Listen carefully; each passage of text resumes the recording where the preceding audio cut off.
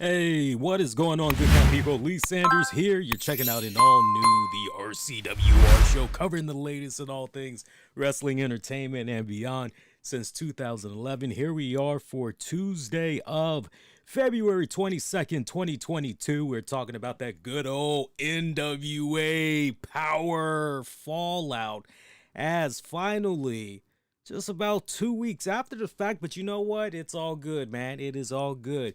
We're talking about part one of NWA Power Trip Fallout. As you guys recall, NWA had did their Power Trip edition of Power a couple of weeks ago, and we heard all that great buzz that was running around as far as Matt Cardona becoming the new NWA World Heavyweight Champion, taking the championship off of one Trevor Murdoch. Many of us wondering, okay, what's going on here? When are we going to be able to see what all had went down?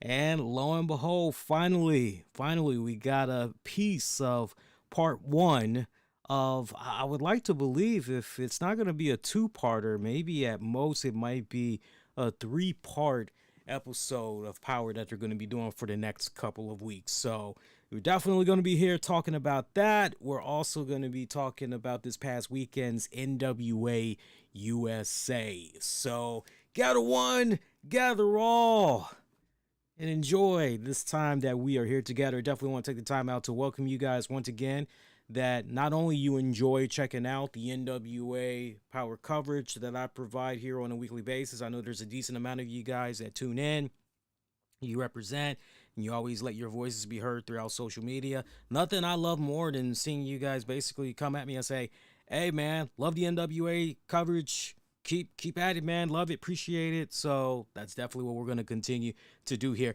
It was refreshing being able to watch NWA Power along with everybody else on social media and just reacting to some of the stuff that was playing out for this episode. Overall, I thought that this first part for their Power Trip edition was quite enjoyable. I love the card that was lined up, honestly, as overall it was pretty damn good. So this go round, opening up this Power Trip edition of NWA Power, we had got ourselves, actually bear with me a quick second here, I actually had just got a crash on my Facebook. I got a crash on my Facebook. I don't know what the hell that's about, but let's see if we can fix that real quick. And let me take that off the screen here. Hang on a second here.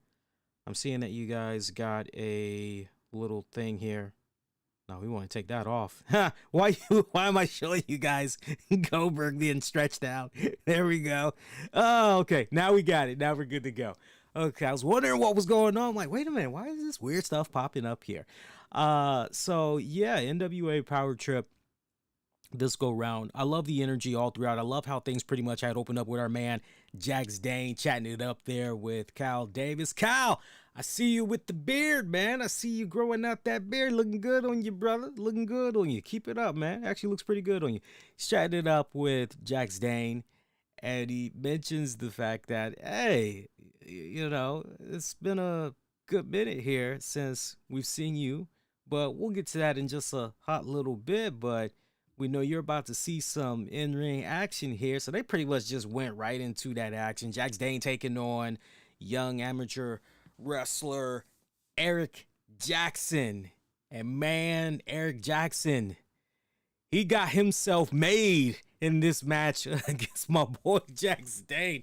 This was pretty much a straight up squash match for all intents and purposes. But yo, Eric Jackson took that whooping like a man. He took that ass whooping like a man. I gotta tell you, this was a straight up onslaught of an opener, because you're looking at this Eric Jackson kid and you're saying, wow, he's got a nice size about him. I actually was feeling his ring attire too, for what it was worth. I thought his ring attire was pretty banging, but the little bit of offense, just a little tiny bit that I saw from young Jackson, young EJ, it made me go, okay, I do want to see a little bit more of this man. I want to know what he can do offensively. Yeah, he can take an ass whooping pretty good, but can he dish it out pretty good? Hopefully we'll see in the coming weeks there. But man, for me, the shot that was heard all around the world and it had some extreme bass in it was my man Jax Dane's clothesline to pretty much end this match, end Eric Jackson.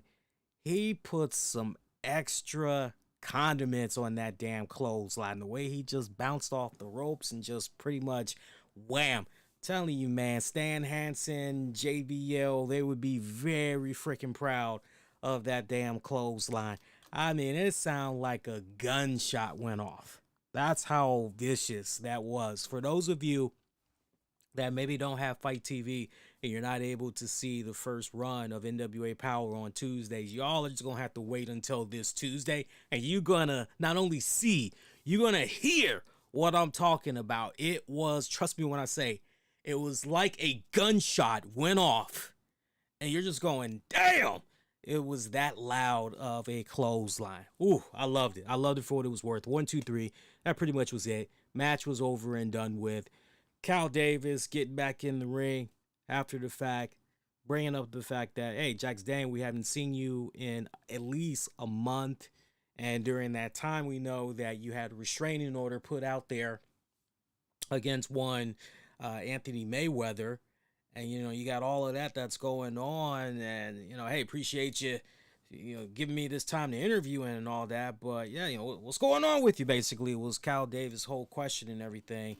And Jax Dane, finagling his way, kind of dancing around Cal Davis' question, really just trying to put the emphasis and spotlight on the fact that he's going to be going into this Crockett Cup tournament, and he's going to be looking to win that whole damn thing. And, shout out to Joe Galli and them. They brought up the fact that, let's not forget, because it can be very easy to forget when you're paying attention to other stuff that's going on in the NWA, but let's not also forget that Jax Dane still has his championship opportunity cash in. He can strike at any moment.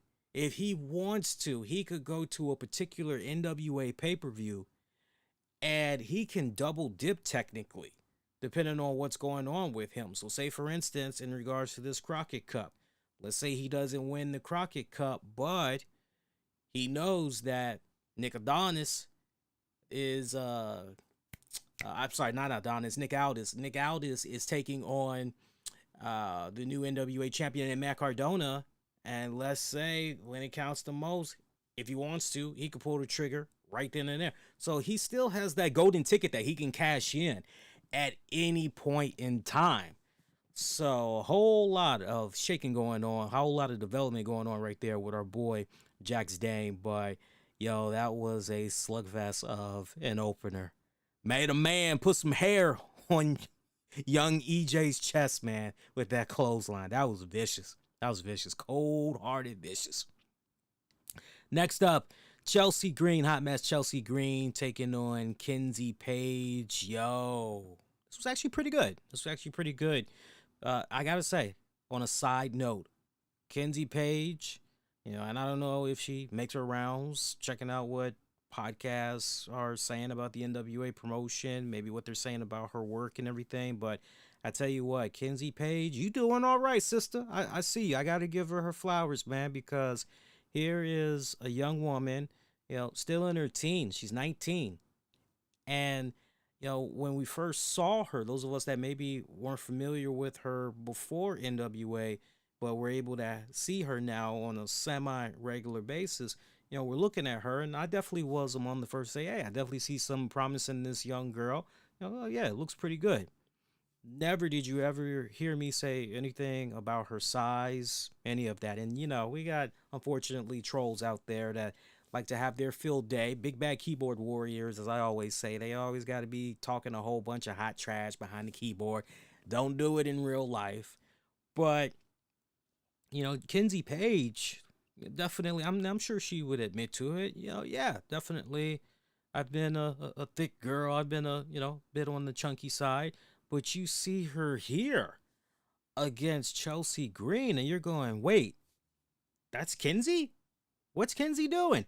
Kenzie has slimmed down dramatically, and I gotta say, look, I didn't have a problem with thick Kenzie. I didn't have a problem with thick Kenzie at all.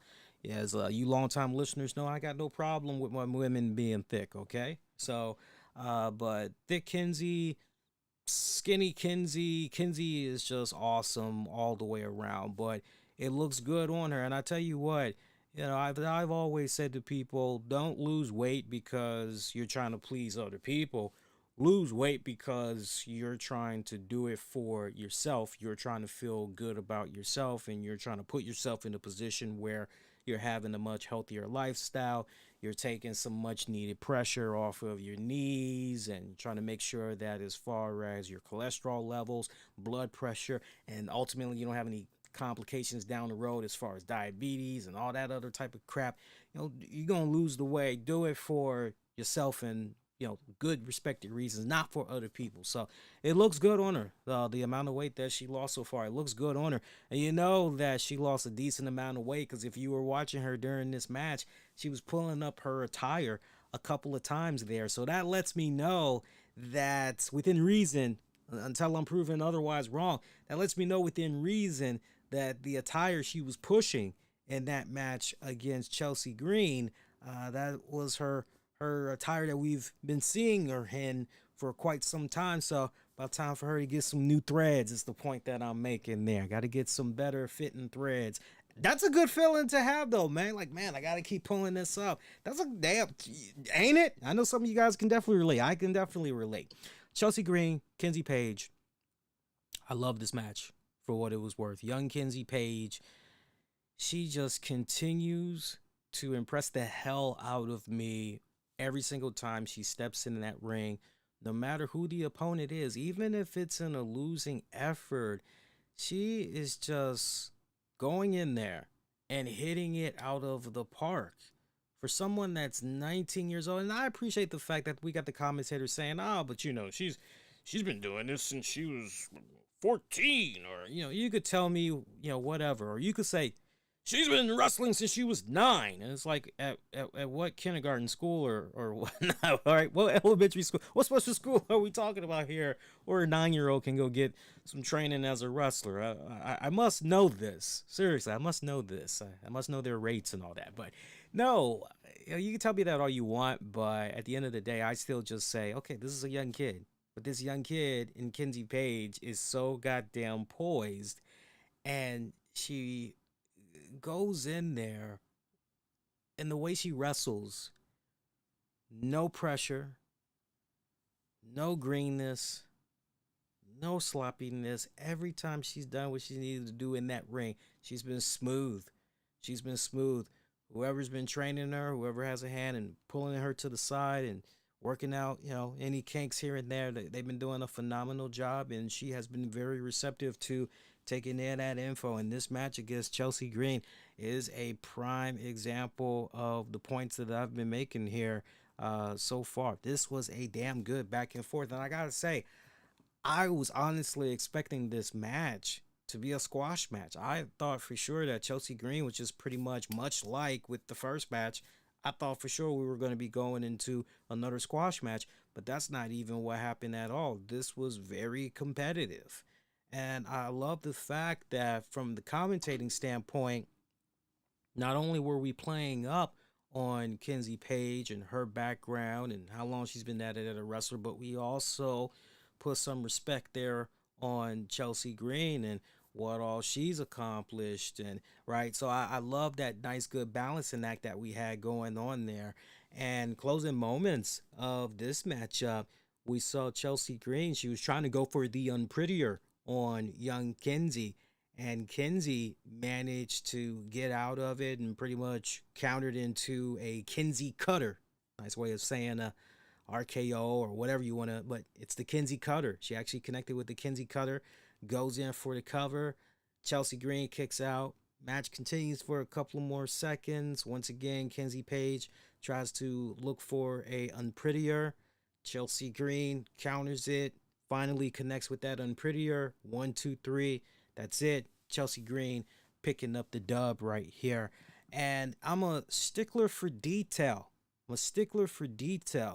I commend big time what all the commentators had laid out here during this match because it was badass, but something else that they added that made you go, ah, and really helping connect the dots for especially the long time viewers. I think it might have been Velvet Green. Maybe she was fed the line. I don't know. But I like that they brought up the fact, wait a minute, Chelsea Green, hey, this isn't the typical Chelsea Green that we're used to seeing. The past few times we've seen her appear, she really has been a hot mess. She's had ruined mascara, makeup, and her hair's been. And it just led to a point where they're saying, well, these days you really just don't know what type of Chelsea Green you're going to get that comes from behind that curtain. And they did bring up the fact that she and Matt Cardona recently got married and all that. So I just love that nice fine attention to detail. So props to everybody involved there connecting those respected dots. Moving on, third matchup here for this NWA Power Trip, at least part one for this week here. This is all that we got for part one. Colby Corino taking on Rhett Titus, representing the foundation. Colby Corino, Rhett Titus. This was a 2 out of 3 falls match. These boys went at it for at least, I would say at least close to 25 minutes, give or take. It felt like, I know by the time we got through with the first fall, that was about 15 minutes at least. So yeah, this one had to been at least 25 minutes, give or take. If it was a little bit less than that, definitely 20 something minutes, maybe under 25 for sure. But I love this one. These two guys going at it here. Colby Corino, Rhett Titus. The referee spots in this one though, I kind of could have done without, but I understood what they were trying to lay out here, because you could maybe bring up a question at one point. Okay, ref, you going in business for yourself? What exactly is legit when you're watching this? Because there's just a couple of spots where you're going, wait a minute, are we trying to build something up here where Colby maybe has some type of animosity? He's got beef with the referee. What exactly are we doing here? And right as you start thinking that, you just get back into the action that you're seeing between. This is actually damn good. It's actually damn good between these two guys. First fall went to Rhett Titus. And the finish just came from out of nowhere too. It wasn't no pretty signature move. It wasn't a finisher.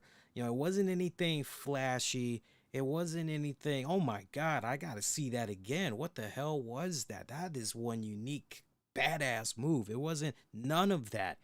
It was just a standard drop kick. That is how Rhett Titus got the first fall.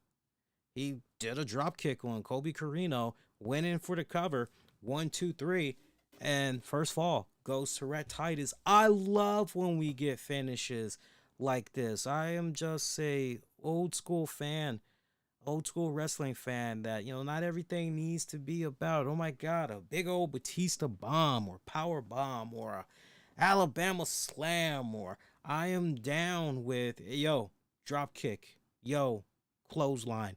I'm down with that. I'm totally down with that. I mean, just think about that for a second. I just put over Jax Dane when he did that freaking devastating clothesline. Boom, okay, that's one. And then we go to the next matchup, and we're pretty much ending it on an unprettier. Yeah, I mean, if you were to land face first into the canvas, yeah, you probably would be knocked out. So, yeah, okay, so that's badass. But then we go into this one, and the first fall is basically a drop kick. It don't get any more basic than that.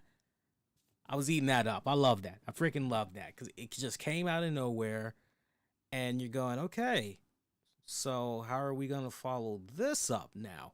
Action continues. So now the pressure is on Colby, because Colby Corino, he now has to win the next fall. Otherwise, he's 0-2. That's it, right?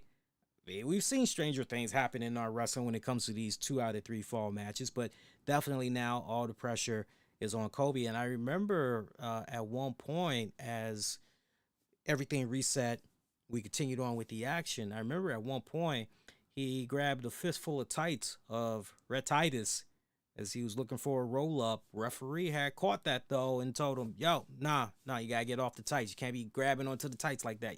Nah, ain't happening. You also had a case where Colby had got a roll up on Rhett, and he was trying to do a little bit of an assist with the ropes. Referee clear as day is seeing this. I mean, it's literally happening right in front of his face. Yo, can't do that. No. All right. Action continues. Colby getting a little bit steamed off, a little pissed off. For those of you wondering what was going on with the Fixers, Wrecking Ball Legursky and Jay Bradley, they were not at ringside as Colby Corino had came out, and he pretty much wanted to do this all by his lonesome, hook or by crook. He wanted to do this all by his lonesome. But the second fall came with Colby Corino getting a roll up on Titus. And this go round, referee, the positioning and all that, this go round, referee is pretty much grounded, focusing on the fact that Titus, shoulders on the canvas, he's looking at the positioning and all that, but he's not breaking his neck to look up, because had he looked up, he would have seen that Colby Corino, his hand was on the ropes yet again here, but it is what it is. Second fall going to Colby Corino.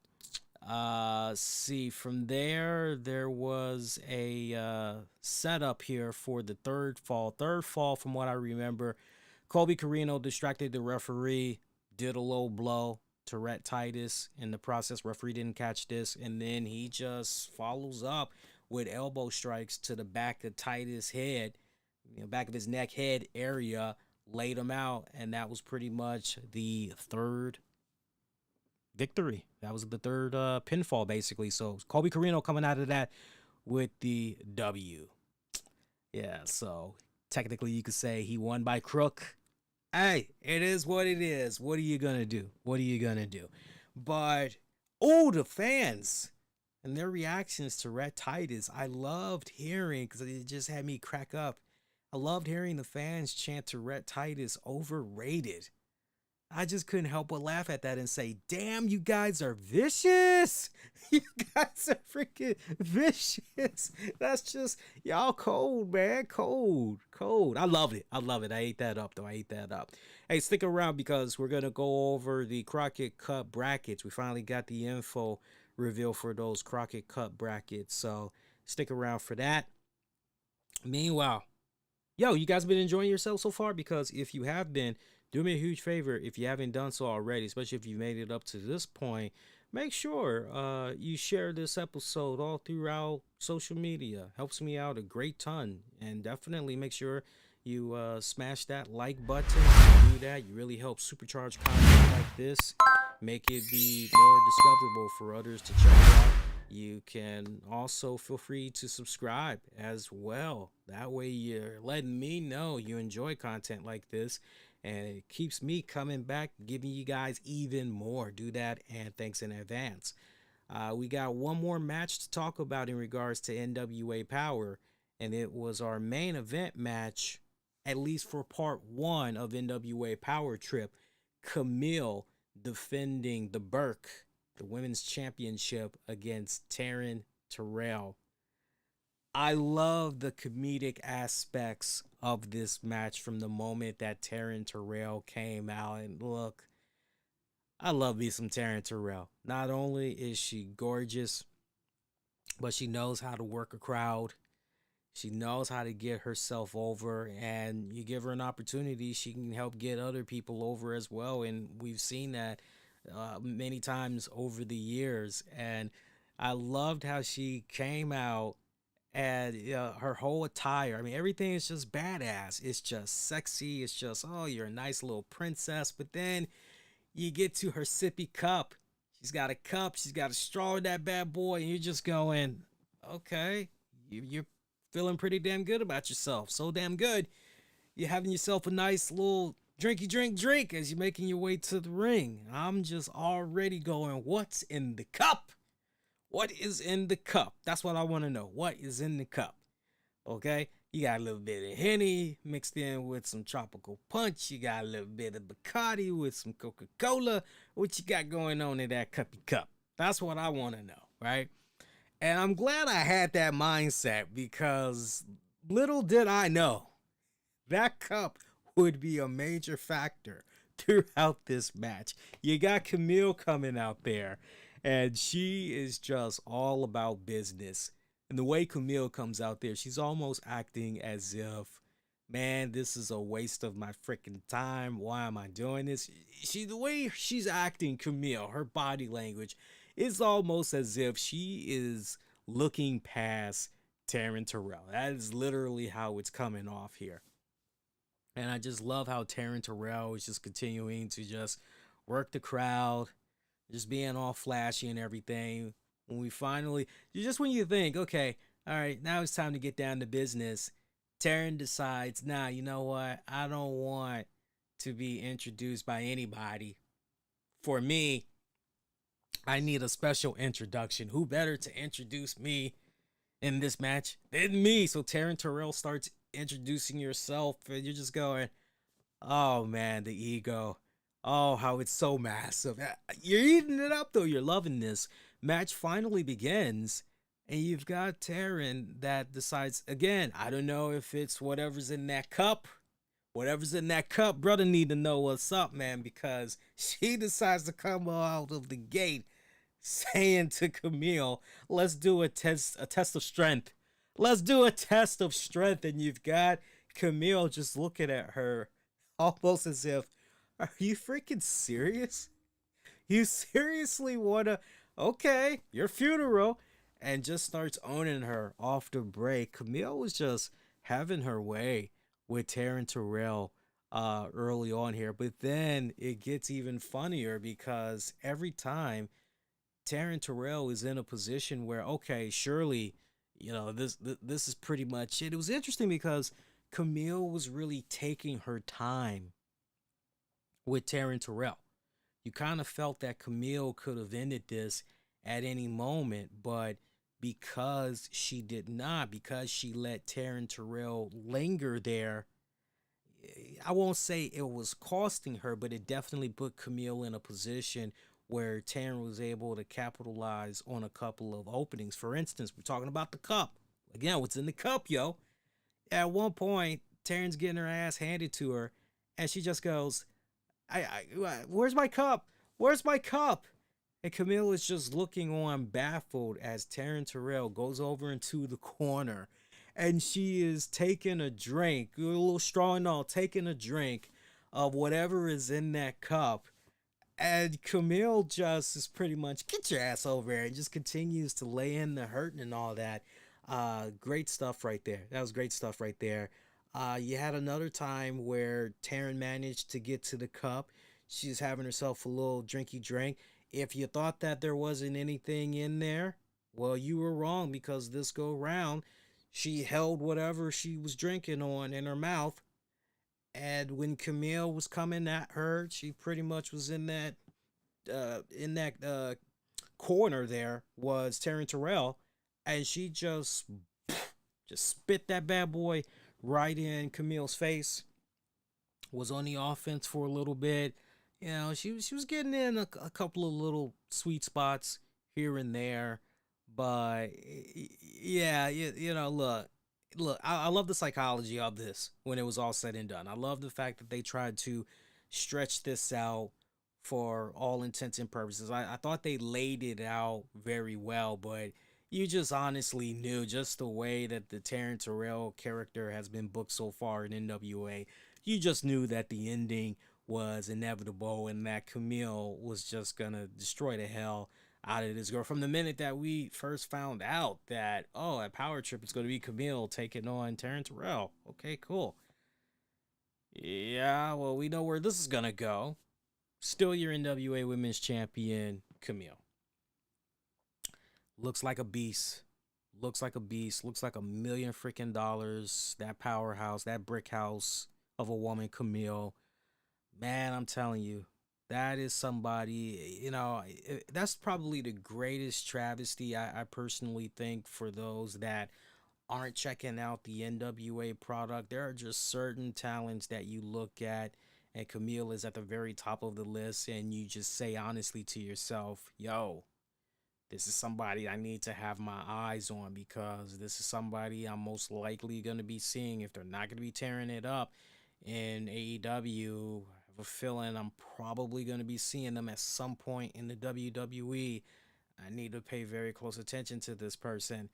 Shh, Yo, this, I mean, she's a freaking powerhouse. I love everything about her. Her athleticism, her poise, overall demeanor.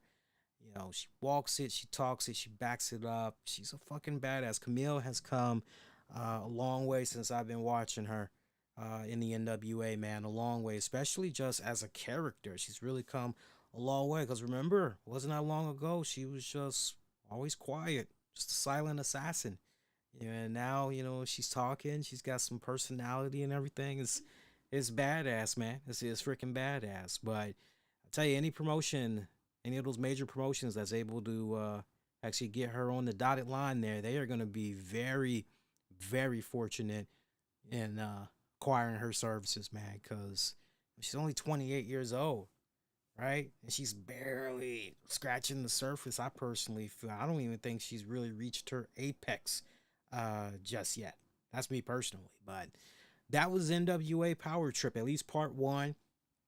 There's loads more action that's going to be coming up. So let me tell you about the remaining matches that's to come for Power Trip, as we just went over, about 4 matches just now there. So here's the rest of the card. And remember, Kylie Ray was supposed to make the Power Trip tapings, but she had suffered an injury, if I'm not mistaken. So she's out.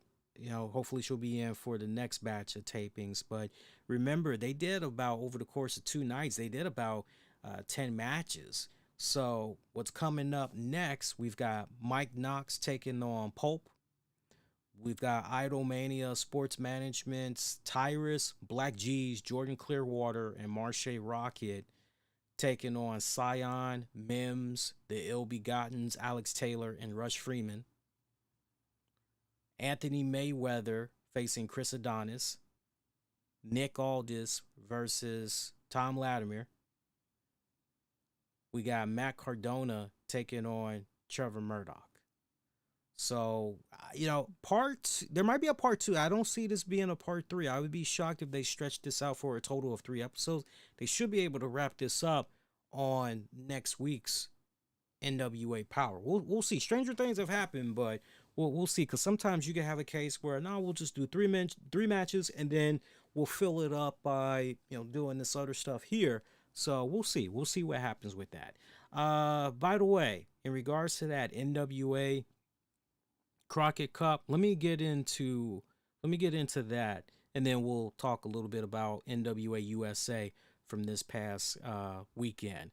So the way the brackets are looking right now, and you can actually check this out on NWA Wrestling's YouTube channel here, but the official bracket for the 2022 Crockett Cup, here's what we got. We got number 1 seeded NWA World Tag Team Champions La Rebellion facing the 16th seed winner of the 4-way match on night 1. So remember that. Meanwhile, number 8, ranked number 8, the Ends, Pharaoh and Odison will be facing ranked number 9 seeded Hawks Airy, Luke and PJ Hawks. 5th seeded Strictly Business's own Chris Adonis and Tom Latimer will face the 12th seeded Gold Rush. That consists of Jordan Clearwater and Marche Rocket. Meanwhile, the number 4th seed Doug Williams and a mystery partner will face the 13th seed in the Ill Begotten. From there, OGK seated at number 3, Mike Bennett, Matt Taven. They'll team up to take on the 14th seeded The Fixers, Jay Bradley and Wrecking Ball Legursky. At the 6th seed, The Pulp, D'Angelo De Niro and Mims will face the 11th seeded The Cardonas. Yeah, I said that right. The Cardonas, Mike Knox and VSK. From there, 7th seeded Kratos and Aaron Stevens. They will go up against 10th seed Dirty Sexy Boys JTG and Dirty Dango. By the way, shout out to JTG. He did a wrestling joint over the weekend, and look, who am I to say speedy recovery? But You guys, if you haven't been following JTG in a while, go check out some of the pictures that he shared from over the weekend. He was in a wrestling match and he took a DDT. And basically, when he was taking the DDT and he was landing to the canvas and all that, he didn't just bite his tongue, he bit off a chunk. And the way his tongue is, you just got to see the pictures for yourself. And I asked him the other day, I said, dude, you think at some point you might need to maybe get that trimmed a little bit, or, and he said, maybe a little faded, a little fade, right? So you're thinking barbershop, language there, and you just go, right? So, but yeah, check that out, man. That is one tough son of a gun, I gotta say. That's one tough son of a gun. Number 2 seeded Briscoes, Mark and Jay Briscoe. That should make you guys pretty excited for you Briscoe fans out there. They are going to be facing a team to be determined that will be at the 15th seed. So that is what all is going to be going down at the Crockett Cup. Remember, that is going to be a 2-night event that's going to be coming up on March 19th and the 20th at the fairgrounds in Nashville, Tennessee. Wifey was saying to me the other day, she said, hey, I happen to know somebody that's always going to the NWA shows, and she was saying, we should try to get out there and, go see the Crockett Cup. And as much as I would like to see the Crockett Cup, just this time of the year, there's just so much craziness that's going on right now and everything. Yeah, I would like to, in person, but I'm already going to be busy with classes, and, schedule's a little bit hectic as it is with the 2 gigs and, other stuff, so, but at some point before, we definitely agreed that at some point before this calendar year is up, we are going to be at least traveling to the GPB studios out there in Atlanta for a taping of NWA shows. We're definitely going to be doing that. Definitely going to be doing that for sure. So let you guys know as we get a little bit closer. Once we figure out, which ones we're going to be hitting up, let you guys know. So from there, that's your Crockett Cup. Those are the brackets. That's how everything is looking right now. From there, let's talk just briefly about NWA USA from this past Saturday for you guys. And then pretty much we'll just get on up out of here, because as far as NWA news goes, nothing, relatively quiet since we were last on the air talking about NWA USA. Honestly, it's relatively quiet as far as news goes. So for this week's NWA USA, couple of good matches there. The one match that really jumped out at me, and I thought for sure I knew who the winner was going to be for this one, we had Saul Renaro taking on Jay Spade, Jamie Stanley, C.W. Anderson. This was a fatal 4-way match. You're looking at this match and you're going, okay, well, we got some pretty good names that's in here. This should be pretty entertaining. And it was actually a pretty good match. I thought for sure that Jamie Stanley was going to come out of this. But within a few minutes, deep into this match, we hear from Joe Gallion crew that breaking news, whoever was coming out of this, and remember, these names I just mentioned, these participants, they were just involved in the junior heavyweight championship tournament, trying to advance and all that. So all these guys got eliminated, okay? So we get this breaking news that whoever wins this match on NWA USA will become the #1 contender for the junior heavyweight championship. So now just stop and think for a second, okay? So I want to make sure we're connecting the dots here. So remember, we're going to get a junior heavyweight championship crowned at the Crockett Cup. So once the junior heavyweight champion has been crowned, then the new #1 contender will face them. I don't know if that means, whoever that champion is, they're going to have to triple dip or whatever. I would think not. I would imagine that maybe over the course of the next several episodes of power tapings, maybe somewhere down the pipeline, that's when that new #1 contender is going to face them on a future episode of NWA USA, I would imagine. But the junior heavyweight champion, the number one contender for the junior heavyweight championship, they they will go and face the champion. So I thought that was interesting. So I thought for sure Jamie Stanley, if anybody's going to get this, Jamie Stanley. I wasn't thinking about Saul Renaro because he's still pretty deep into that whole Sinister Minister, James Mitchell, Jediah doing anything for them, right? He's still pretty knee deep into that, so I didn't see him getting it. Jay Spade, they really haven't, at least for me, as far as I was concerned, they really haven't been building him up like that on NWA programming. C.W. Anderson, he's been involved in a little something here and there, but not enough to the point where you go, okay, yeah, surely he's going to. But Jamie Stanley, we've seen him regularly on NWA Power and on NWA USA. So you're going, okay, well, if anybody, but out of nowhere, Jay Spade, the way they booked this, they had Jay Spade win this. And I welcomed it. I've seen a little bit of his work, and I remember saying on previous shows, wouldn't mind seeing more of this guy. So Jay Spade getting that nod. He's the new number one contender. Hey, I'm down with that. Nice surprise.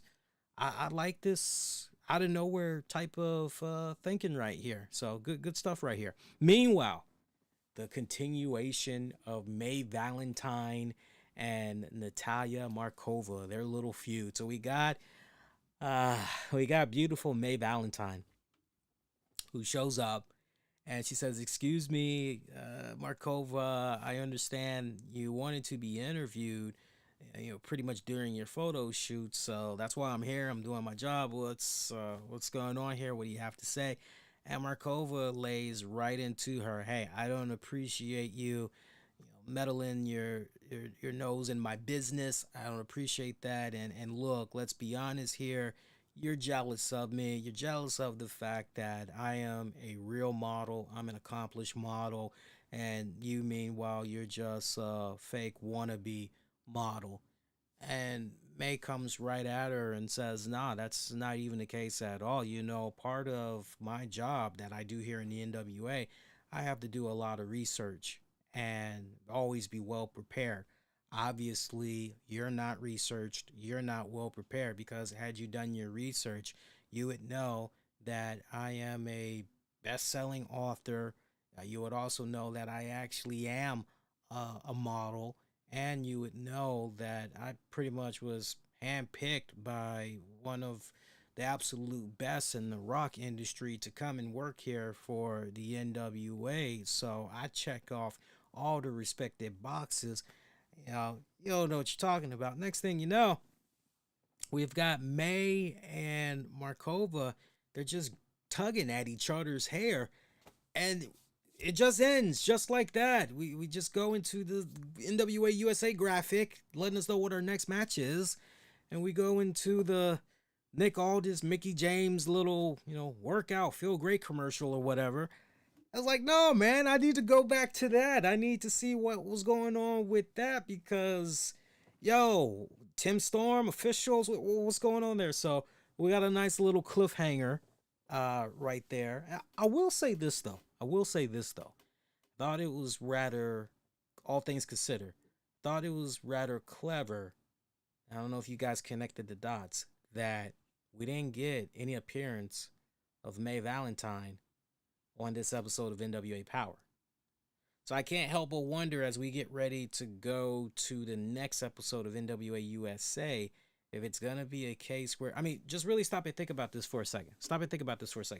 If we had Tim Storm a couple of episodes ago, "Hey, I'm not going to tolerate this, and he ended up suspending Kenzie Page for a week because of the backstage altercation that came about there with Markova.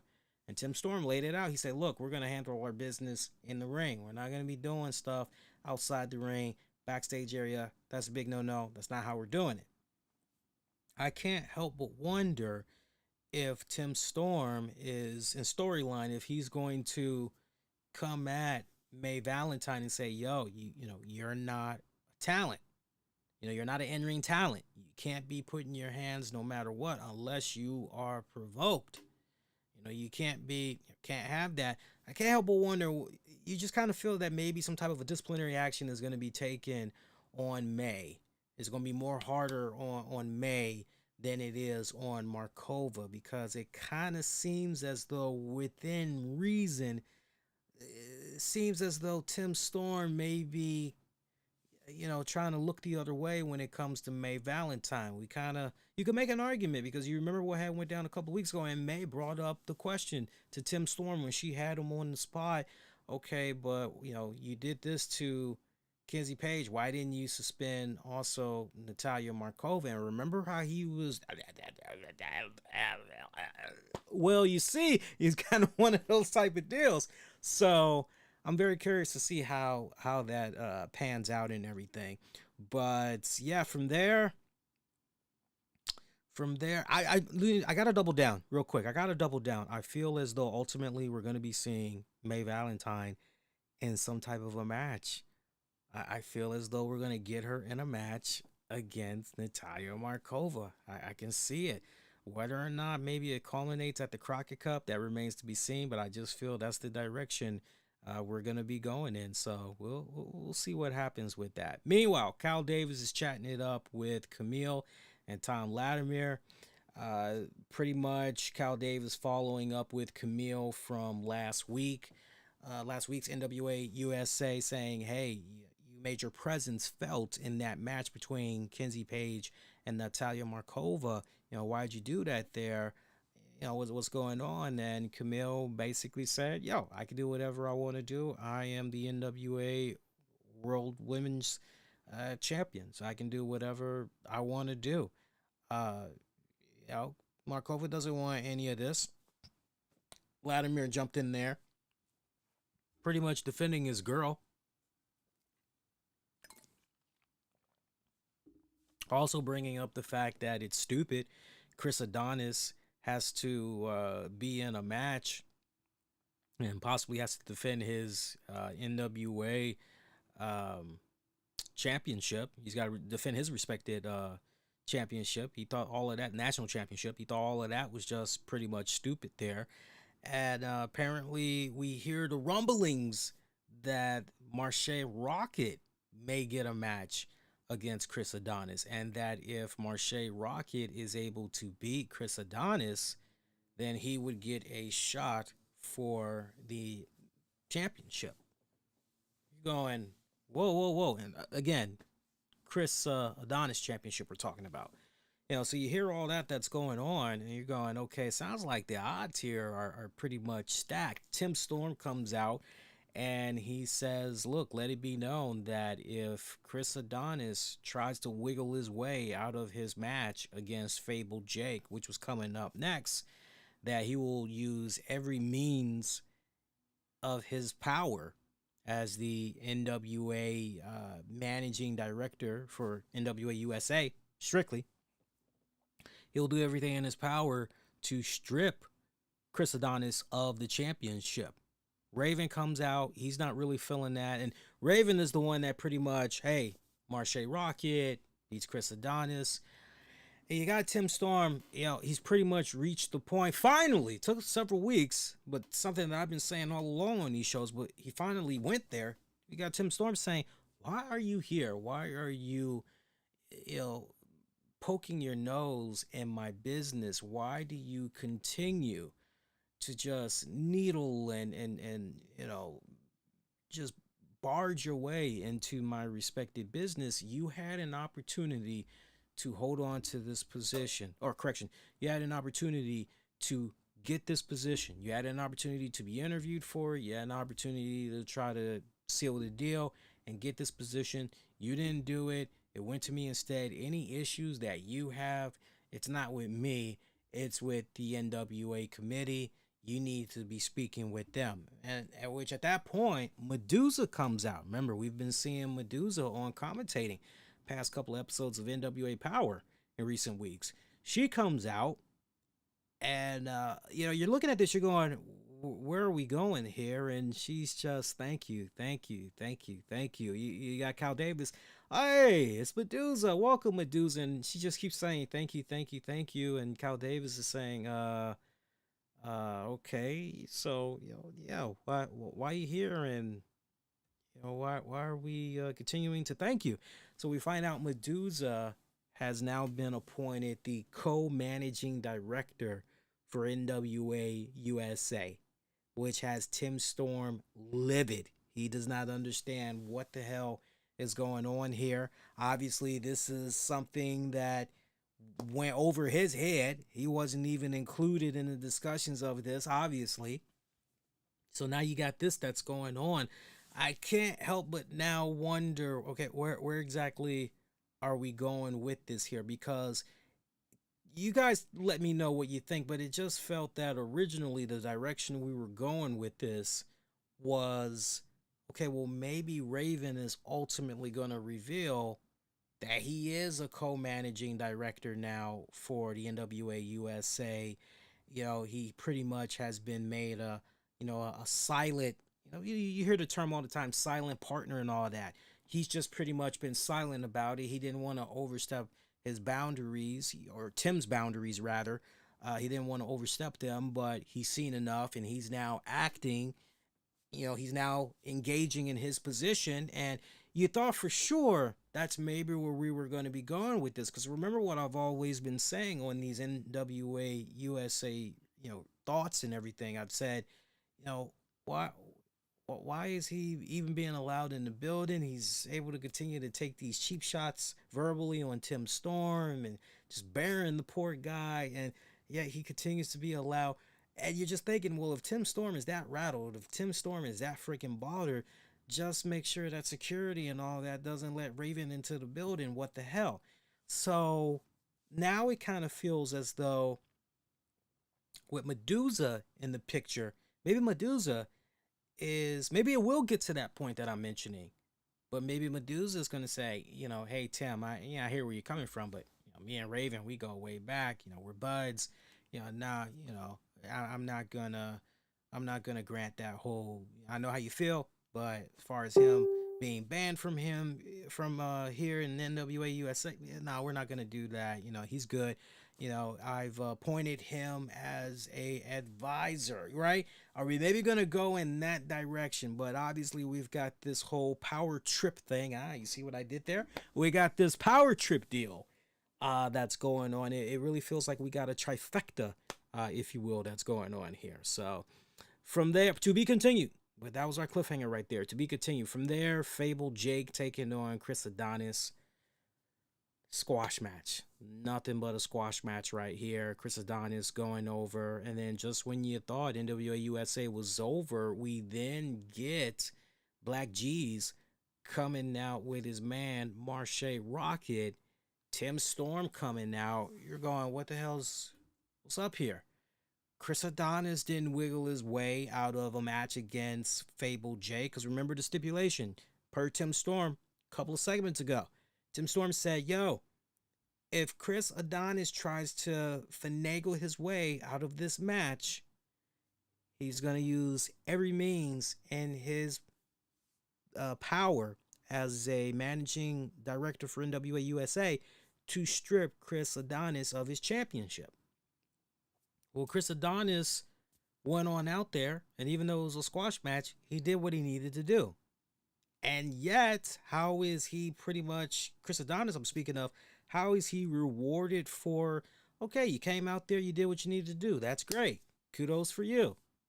Checks in the mail, or checks on the way, whatever, right? Check your bank deposit tomorrow, whatever. Tim Storm basically punishes Chris Adonis by making it official. Marche Rocket, Chris Adonis, non-title matchup. You're looking at this and you're going, man, is somebody feeling a little power hungry here? Maybe that needs to be the next NWA pay-per-view. Power hungry, right? Something to think about, seriously. Because now you're saying, wait, what's going on here with Tim Storm? It really feels as though Tim Storm is starting to abuse his power a little bit. And we've never heard Austin Idol be very critical of Tim Storm since he's been in this managing position. But this was really the first time since we've gotten these NWA USA episodes that Idol went on record and said, no, no, no, no, no, no, no. And for very good reason. It's like, nah, what's he doing? This is straight up an abuse of power.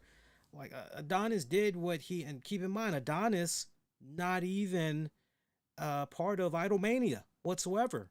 I'm sure he would like Adonis, part of his little stable and all that, part of his little team, but right. But even you got Austin Idol saying, "Yo, what's going on here? This is an abuse of power. What the hell is what's up here?" If there was any time where you could have had Medusa come out, right? She's now the new co-managing director. If there was any time to have her come out and say, "Yo, yo, yo, we didn't discuss this. I know how you're feeling and everything, but hey, you came out here, you got the match, it's over. There's no reason for us to do this one. This would just be an abuse of power. This is a conflict of interest, right? We can't have it go down like that." Nowhere to be found. So what was going on with her in storyline? Was she on the phone? Was she playing Bejeweled, Candy Crush? Did she go out for lunch? Where'd she go here, right? So Adonis, Rocket, non-title matchup activated by Tim Storm here. But Adonis coming out on top at the very end.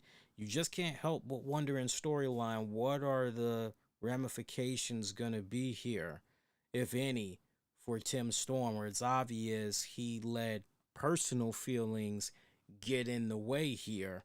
What's gonna happen here, right down to the point you can see how pissed off he was when he came out and seeing that Chris Adonis had won his fight against Fable Jake. So some interesting developments that you got going on here. Honestly, just kind of looking down the pipeline a little bit, I honestly would not be surprised if ultimately Tim Storm steps down from the position. I wouldn't be surprised if ultimately that's what would happen, because already we're starting to see these seeds being planted. You can't separate personal from just being business. Nothing personal, just all about business.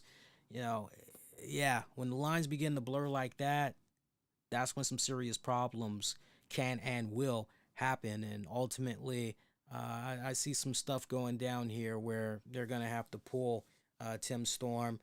Obviously, Medusa would most likely still be in play. Do you maybe ultimately have Raven step into Tim Storm's position?